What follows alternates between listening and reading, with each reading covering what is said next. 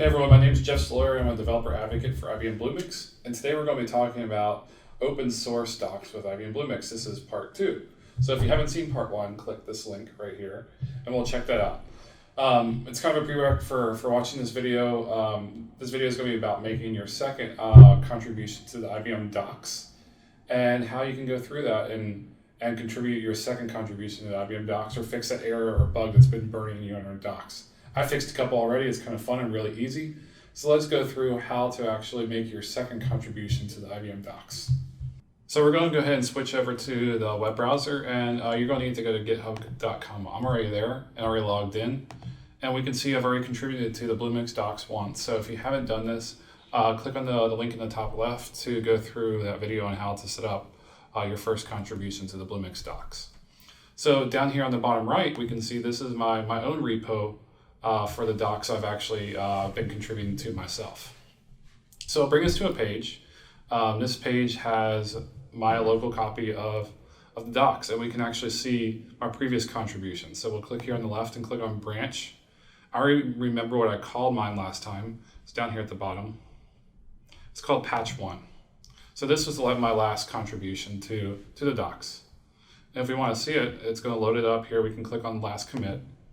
And this is what I changed just for the starter tutorial.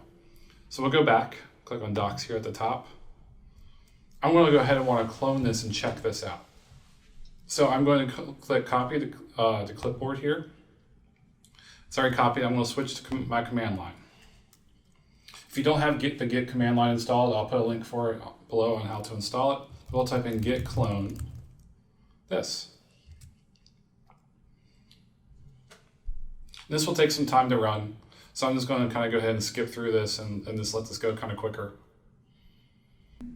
So we can see the Git checkout has completed. This is my copy of it, so let's go into the repo, cd into docs. So this is all the IBM Bluemix docs. We're actually going to want to add a remote for the origin for where all these docs come from Bluemix. So to get this link, we'll switch back to our web browser and click on up here where it says forked from Bluemix docs. We'll go ahead and click on it. And here where it says the Git URL, we're going to click the copy button again. So we'll go ahead and switch back to our terminal. We'll type git remote add. We'll give this a descriptive name. The remote's going to be called Bluemix, and paste in the URL. Okay, it should return it instantly. So if we type in git branch, we can see our branches.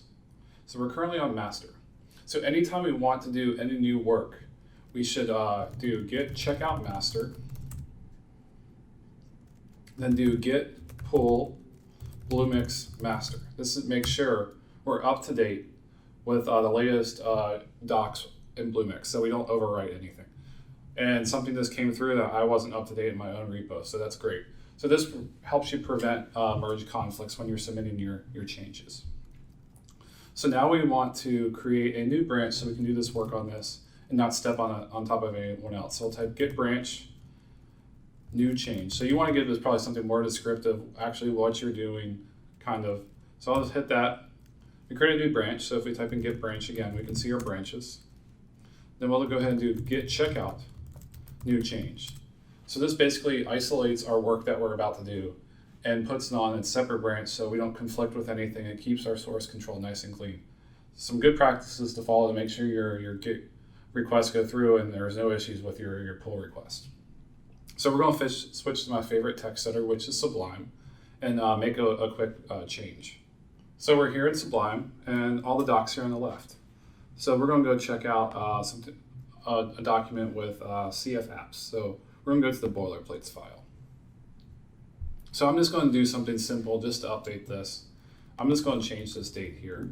Obviously, you want to do something more helpful than that, but anytime you do change a document, make sure you update this last updated date. So we'll go ahead and save this. If we go back to our terminal now, we'll do git status. We can see we've changed this file. So we want to go ahead and do git add and the name of the file, CF apps, boilerplates. I'm going to go ahead and clear the screen to clean it up a little bit.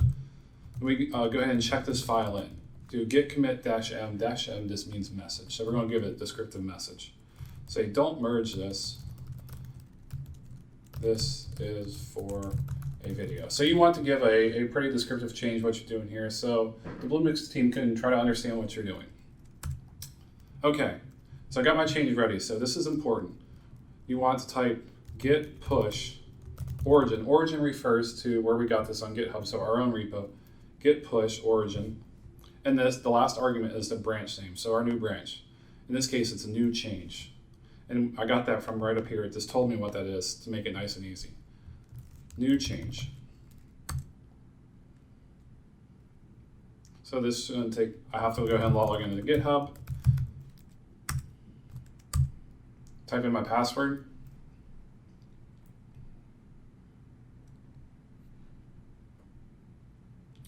And you should see something success saying new branch has been pushed. So if we go back to our web browser, we can go check this change out and then submit this to the Bluemix team. So if we go back to our web browser and I refresh, I go back, I'm currently on the docs page with Bluemix. If I go back one page to my own docs page, I should be able to see this new pull request. So it's saying I have a new change here that's different than what hasn't been checked into Bluemix. So you want to hit compare and pull request. So this top row here is what we basically typed in when we typed Git Commit, but we probably want to give something more descriptive so the Bluemix team understands what we're doing. And I'll probably say, don't merge this. This is for a video for Jeff showcasing how to contribute. And go ahead and click on pull request. So you want this to be something descriptive and real. Hit create pull request. And that's actually it. So you'll get some updates from the Bluemix team. They might have some feedback for you. They might just go ahead and merge it instantly, and it'll be in production in all the Bluemix docs within about an hour or so. So let's say you want to make your third change, your fourth change, your fifth change, your 100th change. That'd be awesome. If you make 100 changes, we can probably get you some free Bluemix or something. So let's go back to our terminal. So since we're still on our last working branch, so we can type git branch to see what we're on. We're still on new change. We don't want to be there anymore. Let's say we want to make a new one. So we do git checkout master. And then we want to make sure we're up to date with master. So if you remember, it's actually git pull Bluemix master. And awesome, we're up to date with our Bluemix, with the latest docs, so we can go ahead and create a new branch. So git branch, new branch, 2. Then git checkout, this switches us to the branch. Git checkout, new branch 2. And we repeat the same steps we just went through a little bit ago on the workflow for how to check files in and out. So I hope you found this video informative on how to do your second and maybe even third or fourth Bluemix docs change. If you get 100 maybe contributions, we'll hook you up with some Bluemix for maybe like a year or something. If you could do 100 contributions to the docs, you really deserve something awesome there and kick ass. So if you get 100 contributions, reach out to me on Twitter at JSLawyer or post in the comments below, and we'll hook you up with some free Bluemix. Thanks again for watching. Have a great day. Adios. Bye-bye.